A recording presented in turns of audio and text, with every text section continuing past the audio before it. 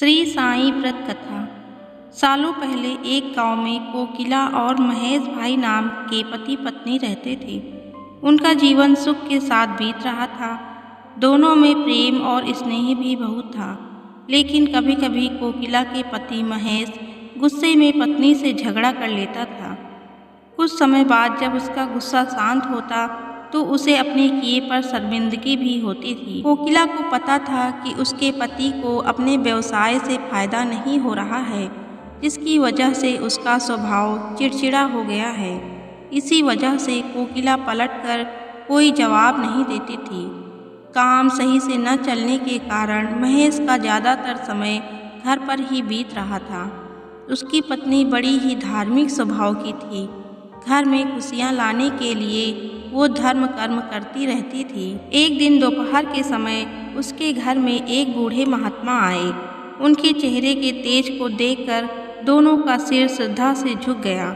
महात्मा ने उनसे कुछ दान करने के लिए कहा।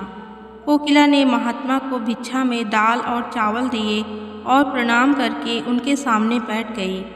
उसी समय कोकिला की आंखों में से आंसू बहने लगे। कोकिला के आंसू देखकर महात्मा ने इसका कारण पूछा। जवाब में कोकिला ने अपने घर का सारा हाल बता दिया। उसकी बातों को सुनकर महात्मा ने कोकिला को उपाय के रूप में साईं बाबा का व्रत करने को कहा।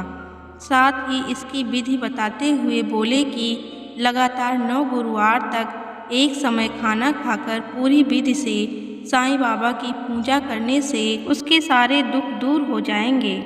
कोकिला ने महात्मा के अनुसार बताई गई विधि से प्रत्येक गुरुवार को साईं व्रत किया।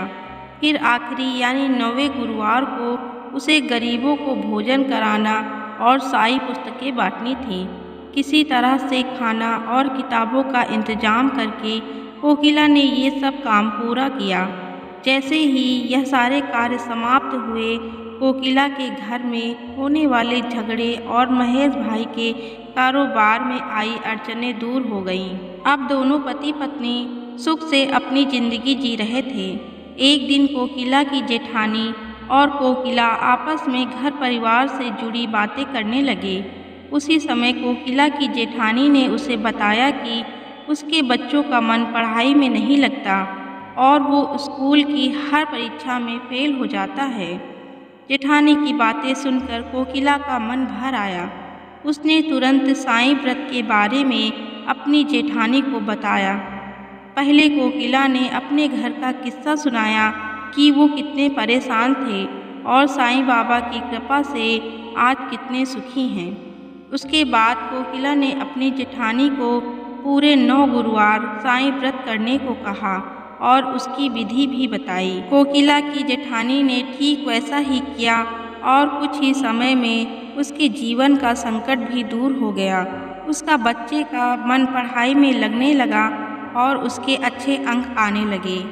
तो ये थी साईं व्रत की कथा। कथा अच्छी लगी हो तो वीडियो को लाइक और शेयर करना ना भूलें।